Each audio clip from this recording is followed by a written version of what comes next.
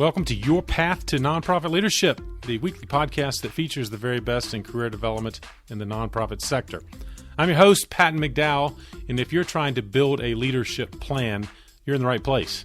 In addition to podcasting, I'm a leadership coach, a strategic and fundraising consultant, a speaker, and an author. By the way, check out my book, also titled Your Path to Nonprofit Leadership.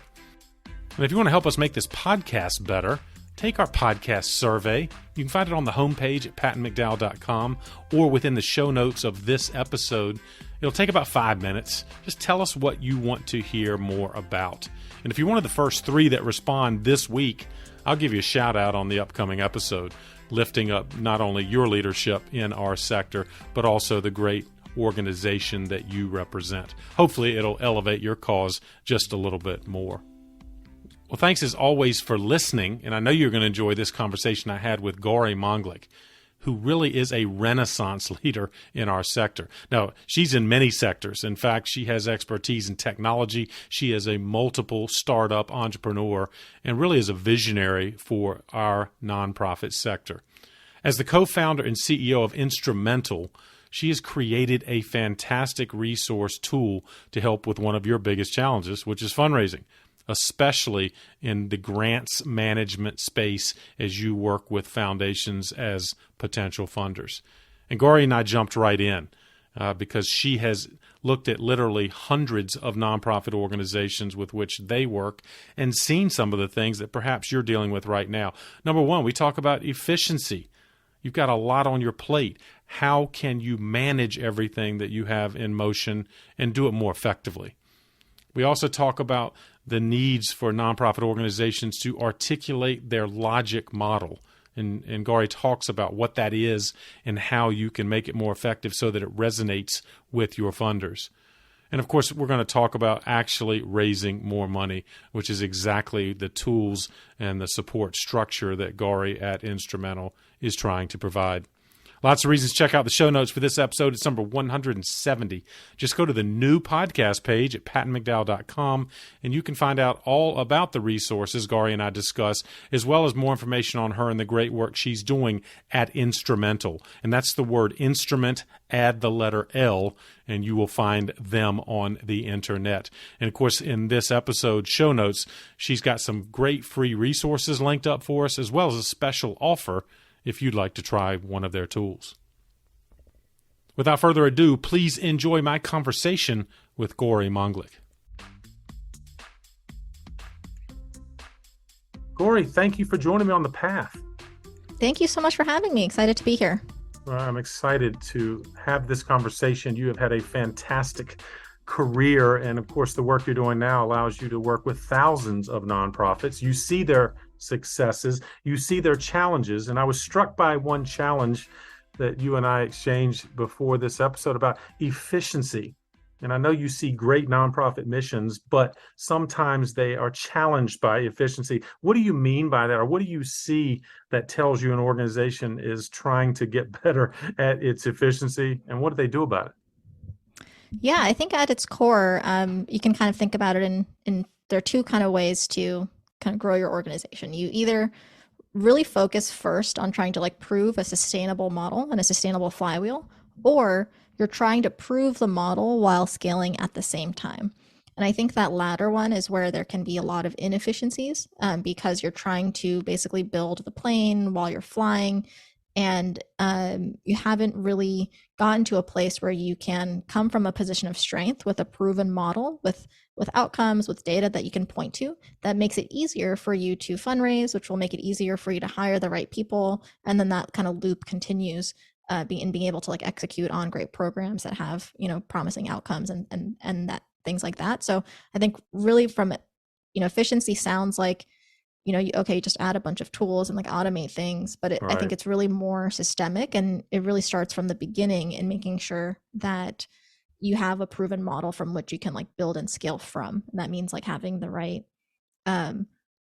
people at the beginning. You have the right kind of level of focus and concentration on the things that are really going to make the most difference right at the beginning. Love that.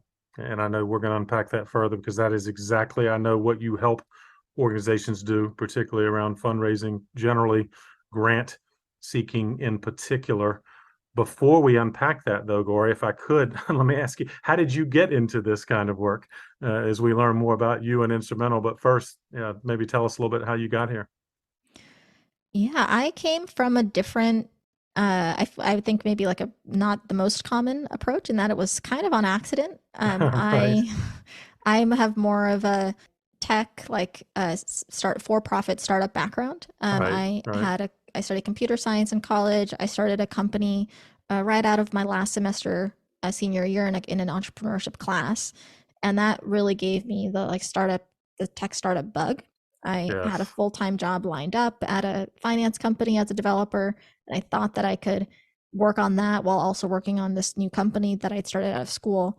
But in reality, I got so into my company, my startup, that I ended up leaving that full-time finance job in 6 weeks. So really got the bug, worked on wow, that company that was in New York for 2 years. And then we went through a talent acquisition with Airbnb. So I moved out west, got to work with some great people at a really exciting time in that company's journey. And then I got connected to my co-founder, Angela, totally personally. She's my wife now. We were dating at the time, and she was from the space. Like she really had the initial insight to say that the way that funding models work outside of the kind of for-profit landscape are super inefficient. And she partnered with another co-founder, Catherine, and they were getting started with a different model back then. It was actually a crowdfunding platform for female scientists. right, And so they explored models, different types of funding models, different types of customer segments. So, like academic researchers, universities, even kind of building a marketplace between researchers and funders directly. And then kind of we eventually got to nonprofits, and we realized that because they both were able to see that connection because they both had worked at nonprofits and had also Angela had also worked at a funder giving out grants to nonprofits, right. and they realized that that's where there's a real both the combination of a hair on fire problem on the grant seeker side and also a more sustainable business model, right?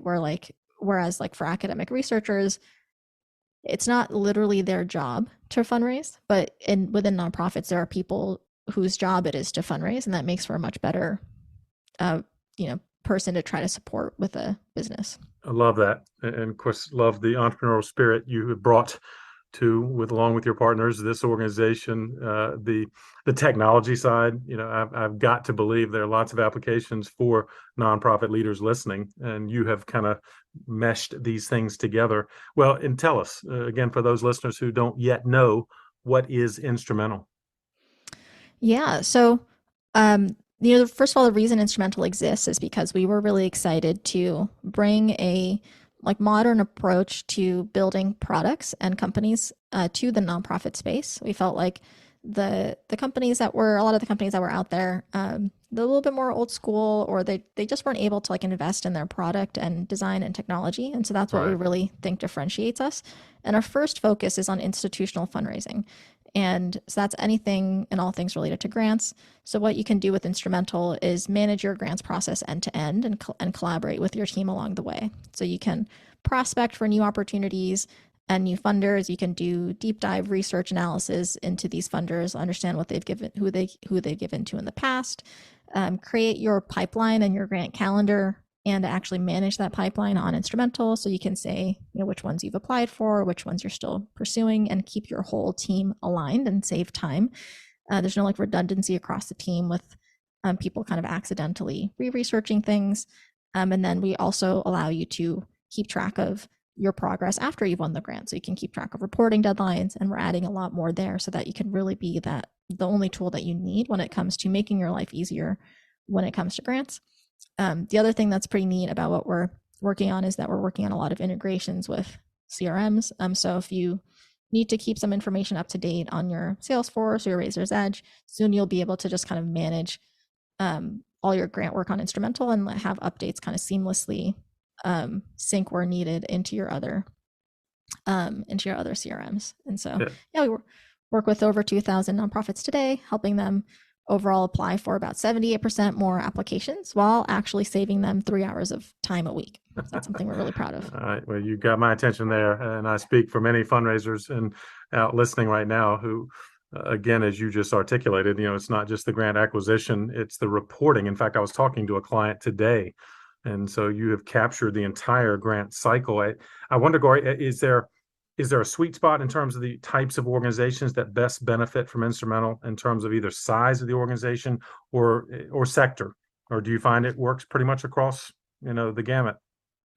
Yeah, I would say we work with organizations all across the spectrum in terms of sector. And in terms of the size, the way that I would answer that is I think there's really two buckets of folks that we work with. One of them is definitely in our sweet spot, which is, you as an organization have decided that grants are a priority. You've proven that channel out. You've got the flywheel spinning, and you want to add kind of gasoline to that fire Yeah. and accelerate that or streamline that, keep everyone organized.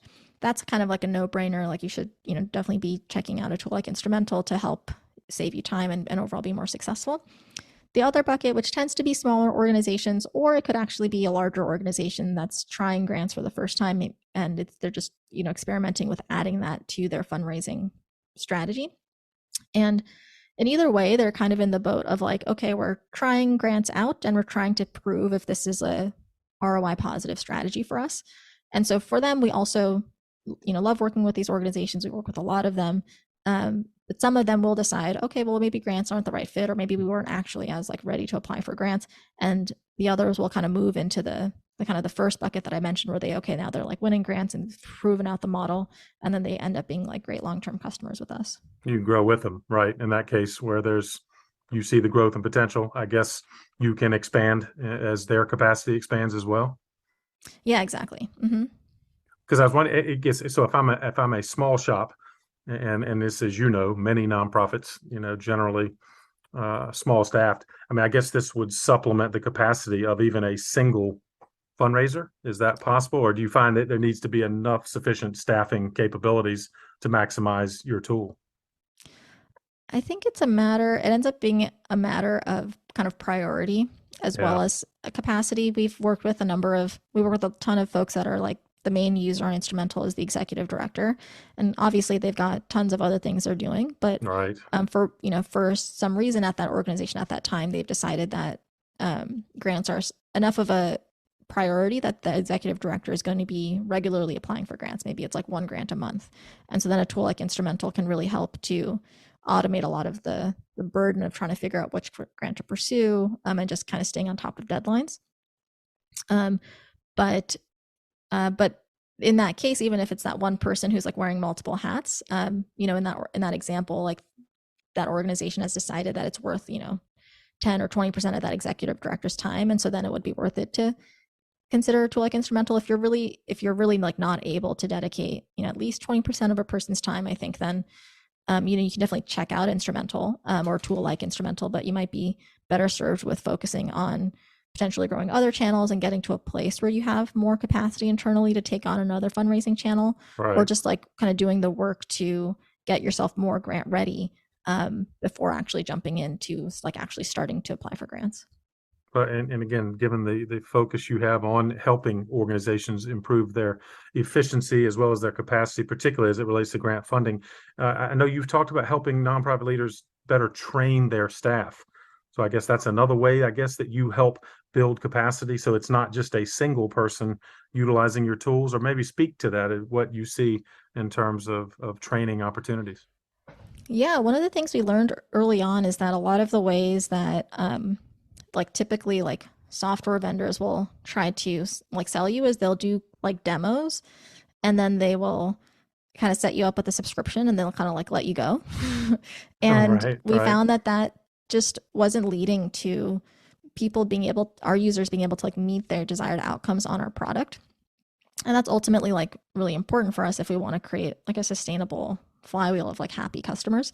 And so what we do is we actually have a one-on-one onboarding call with all the folks that are trying us out. And the call is really designed to train you on the tool so that you can really make the most of your 14 days. And what we'll do with you is we'll get to know you a little bit, and then we'll actually have you log into your account, share your screen with us, and kind of walk through the platform together, keeping nice. your use cases in mind. So you're actually kind of using Instrumental in those 30 minutes, but with a guide on that call to help you really know how you're going to make the most of it. A lot of those calls have like multiple people on them. Like if you have multiple people that might be using the tool, you can add them all to that onboarding call. Or if you need like a follow-up call, our team is also happy to do that, even while you're exploring the platform. I think that we just learned that having you actually use the tool with us as a guide was a much better way for you to actually kind of train yourself and potentially train your staff on using the tool. And then for those folks that are actually, just getting started with grants, there's often a lot of coaching that our team does to just, help you understand if you are grant ready or if you're just getting started, like what are some of the terminologies, like how do you use a 990 report to look at a funder's past giving, like why is that important? So we're actually kind of giving you that training on grant fundraising as a whole as well. That's fascinating. And again, the format that you just described would allow me to bring my colleagues into the mix if I'm a nonprofit leader, perhaps wearing too many hats. And you have provided both the tools and the training, I guess, to expand that grant opportunity that might exist. Yeah, exactly.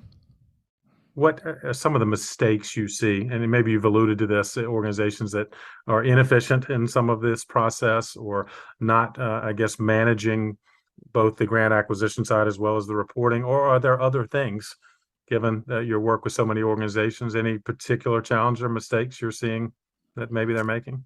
Totally. Yeah. The first one I touched on a bit, but it's definitely worth mentioning again is organizations that haven't is organizations almost jumping too soon into applying for grants without making sure that their grant is ready to or set up for success. Good You want point. to get to a place where of course you have your 501c3 registration and your board list and your strong board and your mission defined and all of those things, but those are really the you know that's just like really the baseline. There's more that to do on top of that before pursuing grants, and because grants tend to be a longer term ROI fundraising strategy, and the reason for that is that funders tend to be a bit more risk averse when they're giving you like 10,000 or 100,000 or $1 million versus an individual who maybe can give you $10. So it's really important to have some sort of demonstration of your possibility of delivering on your impact before Right. you Right. pursue it, and that will just make the whole process of applying for grants like much easier from the start. And then the other piece is making sure that you have the organizational capacity to implement those programs and report back to the funder with with your impact and with your win, so that you can build those long-term relationships. So I'd say the first thing in terms of kind of mistakes I see is folks not really doing that upfront work to make sure they're grant ready. Also not doing the upfront work to potentially like learn about the grants process, maybe like talk to some experts, maybe take a course. Instrumental has a lot of free resources in our blog. I think there's a lot of upfront learning that can happen that will really help you try to not make mistakes in the process as you move forward. Another thing that I see folks do is not realizing that a lot of grants, even though there is often an open application, not realizing that grants will really benefit from a very similar kind of relationship building approach as you would do for major donors. Right. So there's still people on the other side of that at that institution reading your application. The more you can do to warm the relationship, the better off you'll be. I generally recommend best case scenario is of course having some sort of introduction through your board or through your network. I would say second best is just reaching out to them, and what you need to do, the minimum that you're trying to do with that is just get some sort of confirmation that your program and organization is in line with what they want to fund this coming cycle. Sometimes they don't update their website with all the things that they're thinking about, all the things that have been updated in their own minds about what they'd like to fund the next cycle. So you just want to get that verification that, okay, it's actually worth it for you to spend your time. And then they'll hopefully remember your name and your very well-written, concise email when they're actually reading your applications. And then another tip I have to try to build contact or even just get more information on other organizations' kind of processes to see if you know anybody who have been past recipients of that funder. Right. As opposed to just looking at people at the funder directly. I wouldn't necessarily start with asking them for an introduction, but just try to get to know them and see if they're willing to provide tips. Like, did they actually need to did they have a relationship with the funder, or were they able to just apply directly? And that can also help inform your strategy. That's a fantastic checklist of advice. Clearly, your leadership team has been on the grant making side, haven't they? To understand some of the challenges of well-intentioned grant seekers, but as you put it, not really having that kind of initial organization, having their material ready, and frankly, underestimating again that grant management, because I have seen that as well with organizations we work with where they, be careful what you wish for. You get the funding, and then you're not providing the requisite follow up that the funder is seeking. So wonderful advice there, Gory, on all fronts. And you make another point, I think, in your teaching with organizations or training about creating a logic model. And maybe you could speak to that. What is a logic model for grants, and how can that help an organization in building their grant seeking program? Yeah, a logic model is basically, it's you can think about it very simply. It's just essentially like your plan for a particular program. And so it's like all the things associated with it. Typically, it's your goals, objectives, inputs and outputs, and your outcomes associated with that particular program. And it's helpful for you to like fully understand why this project or program needs to exist, and basically have all the answers to questions when you're actually going in to like apply for a particular grant. A Right. lot of those questions are going to be like kind of similar, or a lot of the aspects of a logic model are pretty similar to what you'll end up actually be describing in your grant application form. So things like, what are all the things that you need, your kind of inputs, like what are the, the staff, supplies, other types of resources that you need to make this happen. What are the activities, like the specific work of the project or the program, like that's going to happen. Like what are the weekly programs or the meals that you're making, for example. Then what are the like immediate outputs that are going to happen from these activities? Maybe like the number of people that are going to be served by your programs. The other piece is the outcomes. So these are like kind of the shorter change things that you're hoping to see through the activities. And then this is all leading into like the overall impact, like the longer term change that you're hoping to have. And I think, even if a funder doesn't ask for all of these pieces, it's still helpful for you to really understand this deeply and make sure it all makes sense to you. Because then you can come to the grant application or request from a position of, feeling like you have a very confident plan and that funding your program should be a no-brainer, because you actually have a clear idea of how you're going to create that longer term impact that is hopefully in line with what that funder cares about, because you've done your due diligence on the funder's priorities as well. Well, that's fantastic. I mean, you, in essence, is a framework, right? That gives you a solid kind of starting point. I guess you can tailor to a particular funder, but that framework or that logic model gives you something to provide a consistent approach, and I guess design your marketing material and anything else that helps you represent your nonprofit. Yeah, exactly. It's kind of a framework to make sure you're thinking about kind of all the aspects of the program to make sure that you're kind of really thinking holistically about how to set it up for success. Now, something else, Gar, you have said, and I wanted to lift up that you talk about what does it mean to work with a scarcity versus abundance mindset. And I'm guessing you see both of those mindsets as you work with organizations. So talk about the differences, and I'm assuming that you're going to lead us into an abundance mindset. Yeah, I think that before I talk about kind of this topic, which I think is a hot topic in the nonprofit space, I do like to give a caveat that that the scarcity mindset that you often see at nonprofits, it's not like all on the nonprofit to solve, right? There's a real reason why that exists, and donors and funders play a big role in creating that. Right. And so if we just focus on, I think there's a lot to say on what a nonprofit can do to kind of adjust that mindset for themselves, but it's certainly not the full story of why this scarcity mindset exists in the first place. It's kind of like, I like to say, it's kind of like the lean in movement for women. Like, yeah, like women should, and I obviously lean in, take opportunities where they can, but if you just focus on women leaning in, you kind of miss the bigger story of like why we're even needing to have this conversation in the first Right. place. Right. But that being said, I think that what is an abundance mindset? It's like have this idea that you are not lacking for options or choices. You have enough resources, plenty of resources for everyone. I think that the way that the most important way that I see this coming into play in the fundraising world is really coming to the fundraising table, feeling and realizing that you're creating a win-win. You're not begging the funder for money. You're not in an imbalance of power, even though it's definitely set up for you to feel that way. But really, is there a way that you can change your mindset to realize that actually the funder has a problem to be solved? That's why they exist. There's hundreds of billions of dollars being given out every year from philanthropic dollars.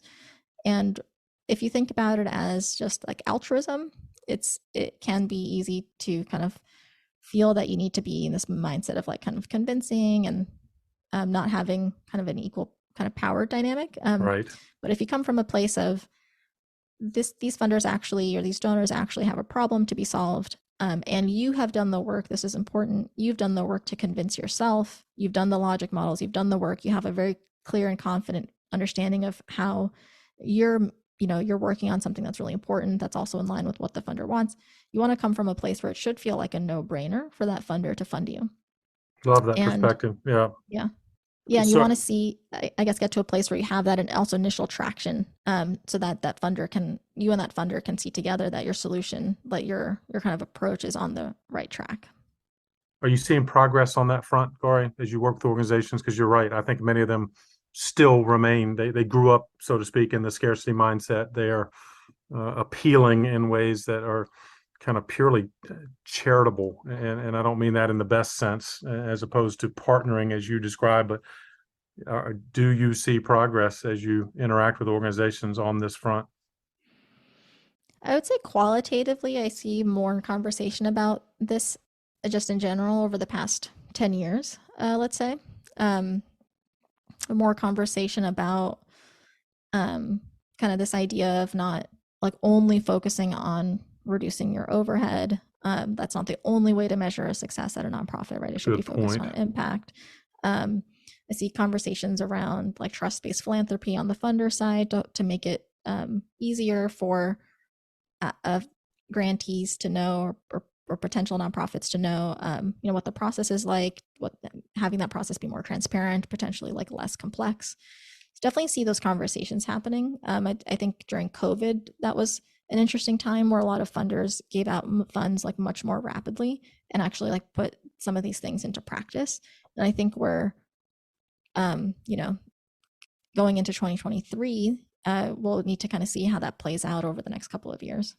Yeah, you're right.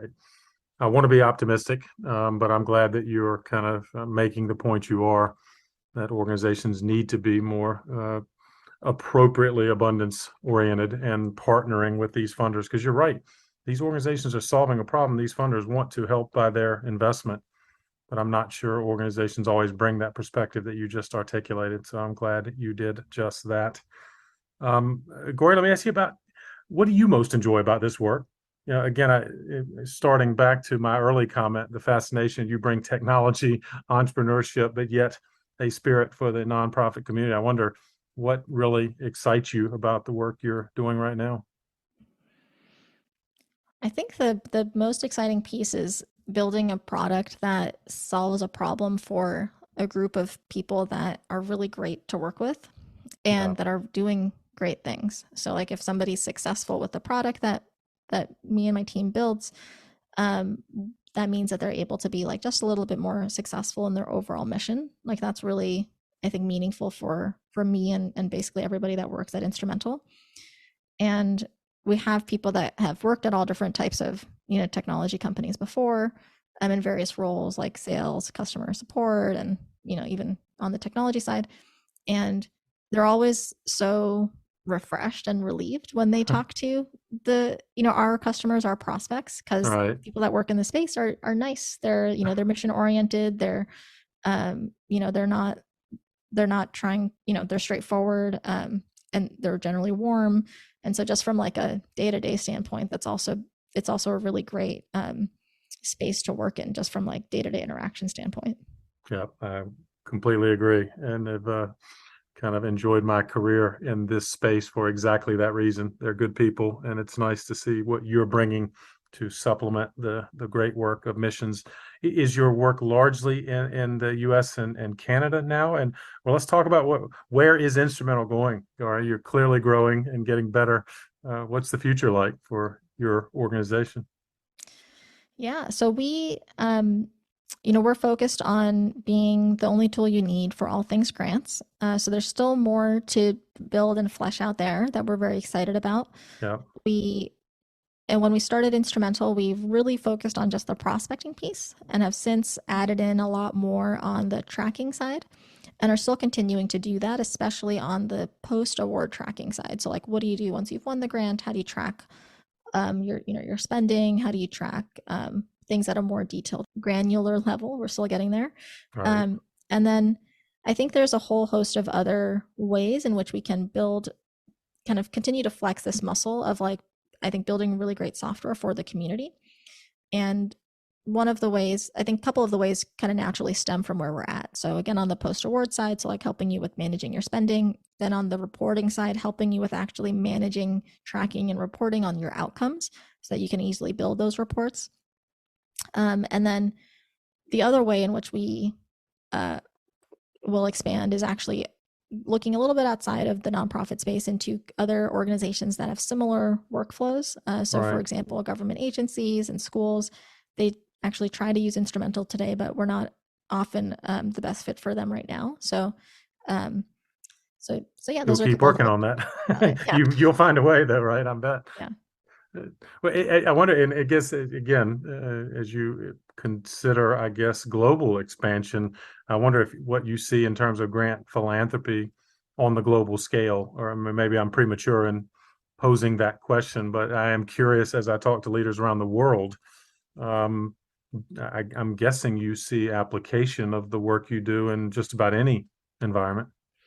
Oh yeah, that's another big area of expansion for us. We've currently focused on primarily like US based organizations, Right. both on the kind of the grant content that we have and the funders that we have is on in our system, as well as the nonprofits that we work with. But yeah, plenty of opportunity for us to basically to expand kind of country by country and into other geographies that we can serve. Well, it's going to be exciting to follow your progress and the great work you're doing across many countries or increasing number of countries. And I guess fantastic advice, particularly on this grant application that you bring to so many organizations. I wonder if there's any final advice you would offer, Gauri, for someone who's thinking about nonprofit leadership. You're certainly working with many of them. Anything else you would add to someone pondering this kind of career path? Yeah, I would say that one of the like most important levers you have when you're just getting started, and this is like for nonprofits as well as for-profit companies, is to really reduce the scope, like actually concentrate your efforts on fewer things that Right. you think are going to be the things that are most uniquely going to differentiate you in terms of the kind of the value that you can provide to the community. And by reducing that scope, that can often help with overall trying to figure out what that sustainable flywheel looks like. So a really easy example is like if you wanted to start a program and you can see that the need is in like 3 different cities, just start with one and see within that one, like what is the kind of minimum viable program that you can have to demonstrate some sort of success, or like to actually demonstrate validation of your hypothesis on how you're going to be going about adding value in that community. And then from there, you can have you have the beginnings of a sustainable flywheel to kind of fundraise and tell that story. But just going back to the beginning here, just the piece of advice here is to see if there are ways to concentrate your efforts, limit your scope, and do fewer things better, so that you can create that sustainable flywheel faster. Great advice. I knew you would come full circle in a sense from what you started in terms of the great advice you started with. And that is indeed something for our listeners to ponder as they consider the flywheel that they're trying to get in motion and creating the kind of logic model and other ways you've described it. So thank you for all of that, Gauri. And of course, as you know, if I can ask for a parting gift, as I do for each guest, has there been a book meaningful to you on your journey that you might recommend for our listeners? Yeah, a book that had a really big impact on me was this book called The Courage to Be Disliked. Uh, It's by an author, Ichiro. Kishimi and Fumitake Koga. Yes. But the book is The Courage to be Disliked, and it's like not exactly like directly like a nonprofit like leadership book or That's a okay. startup That's leadership book, okay. but it really helped me to kind of unpack some of the things that like some emotional blockers that might be getting in the way of being able to be a successful leader. That's fantastic. And I bet that will resonate with many of our listeners who are dealing with a variety of things, nonprofit or not. There are issues of leadership that sounds like The Courage to be Disliked is something that will be a fascinating read. So happy to add it to the recommended list for your path to nonprofit leadership. Gauri, this has been fantastic. Lots of good things to take away. Where can people find out more about you and the great work you're doing through Instrumental? Yeah, you can go to check out our website. It's instrumental.com. It's spelled instrument and then the letter.com. And you can go to the website. We have a 14-day free trial. You can try us out totally risk-free. You don't even have to put in a credit card. If you're not quite ready to, if grants are not quite at the forefront, but you wanted to just like learn more about it, we have a blog as well, instrumental.com/blog. And I'll send over some links that might be helpful that we can include in the show notes that just might be helpful as you're getting started in your journey, just to have some free resources to get you started. And we also do have a coupon code. If you do end up trying out the free trial, and you wanted to go with us kind of monthly or annually, I can share a coupon code that we can also add to the show notes to give you a little bit of a discount. It's fantastic. Grateful for yet another addition to the feedback and ideas and advice you're offering. So, Gauri, for that, I'm thankful. And again, I appreciate your joining me on the path. Thank you so much for having me. This was great. Well, I hope you enjoyed this conversation with Gauri as much as I did and came away with some practical ideas that can guide you on your leadership journey and maybe help your nonprofit organization be more effective in the grant funding arena. Don't forget about the show notes. They are available on our website, pattonmcdowell.com. You can find out more about Gauri and the great work she's doing through Instrumental, as well as a number of resources she's linked up for us. Remember, this is episode number 170, and you can go to the podcast page, as well as on that page, you can share this episode.